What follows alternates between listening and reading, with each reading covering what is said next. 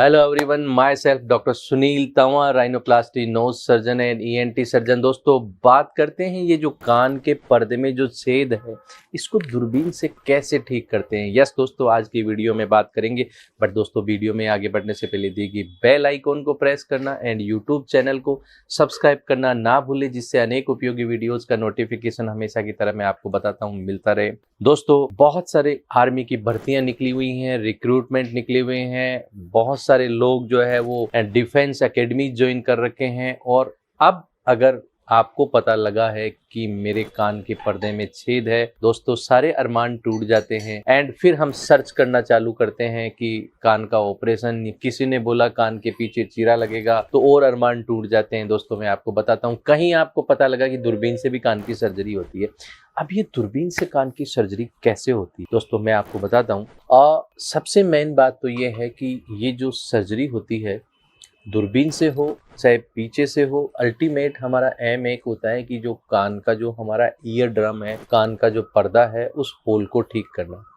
सो approach अगर आप पीछे से जाते हो तो वो पोस्टोरल होती है, बट अगर आप पीछे से चले गए तो पार्टिकुलरली काम तो आपका हो गया, बट कुछ डिसएडवांटेज होते हैं। पहला डिसएडवांटेज तो इतना बड़ा इंसिजन लगने से बहुत बार पेशेंट के इतना बड़ा निशान हो जाता है, हम नहीं चाहते हमारे निशान लगाना। दूसरी बात क्या है कि उसमें ब्लीडिंग का लॉस भी ज़्यादा होता है। दूसरा, इन्फेक्शन के चांसेस भी रहते हैं, कान सूना रहता है।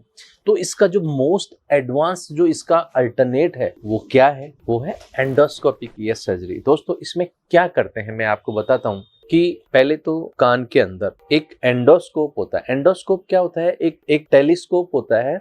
सो उसको हम अंदर डाल के एंड हमारे को क्या है कि मॉनिटर पे, टीवी पे देख के और उस इंस्ट्रूमेंट से अंदर सारा काम करते हैं उस होल में। एंडोस्कोप को क्या होता है, 2 मिलीमीटर उसकी विड्थ होती है, वो इसमें डालने से हमें उस मॉनिटर पे सारा काम, जो अंदर का इंटीरियर है, अंदर की स्ट्रक्चर है, वो सारी विजिबल होती है।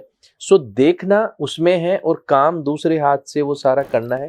तो इसमें क्या करते हैं कि जो हमारा नेटिव ईयर ड्रम है, यानी सपोज करो ये आपका पर्दा है और इस पर्दे में ये इतना बड़ा होल हो रखा है या यहाँ पे सफेद दाग भी है, तो दोस्तों इसमें क्या करते हैं कि ये जो पर्दे को जो है पूरे के पूरे को नीचे तक इसको जो है लिफ्ट अप करके हमारी बोन से जहाँ चिपका हुआ है और उसको ऐसे स्प्लिट कर लिया जाता है। सपोज आप एक सैंडविच है, उस सैंडविच को आपने अलग कर लिया तो स्प्लिट कर लिया जाता है। अब दोस्तों, कान में क्या होता है कि यहाँ से हमारी एक मसल होती है, टेम्पोरल मसल।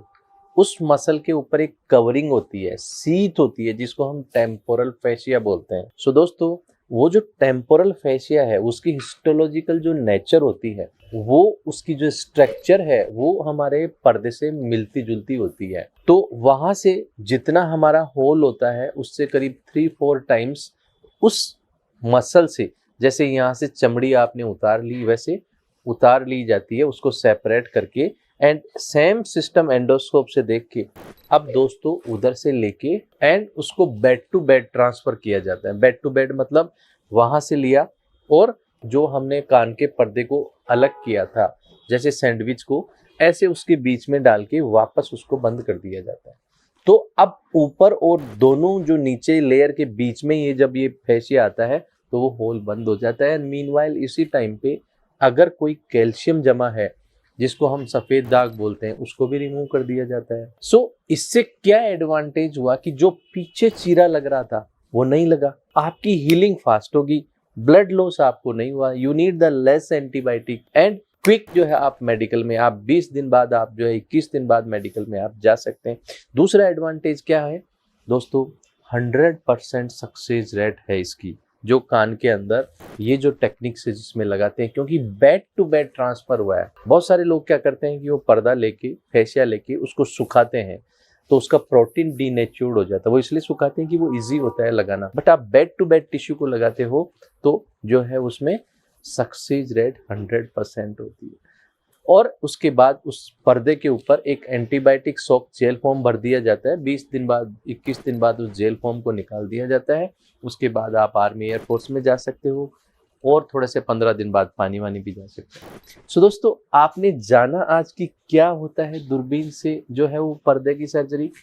तुरंत दोस्तों आपको जो है अगर कान के पर्दे में प्रॉब्लम है, जो डिस्क्रिप्शन बॉक्स में नंबर है, अपना अपॉइंटमेंट बुक करके तुरंत डॉक्टर से कंसल्ट करके आप भी अपना ट्रीटमेंट कराएं और अपना जो है कैरियर अगर आर्मी में बनाना चाहते हैं, आपका मेडिकल जो है वो क्वालिफाई करना चाहते हैं तो आप कर सकते हैं। Thank you.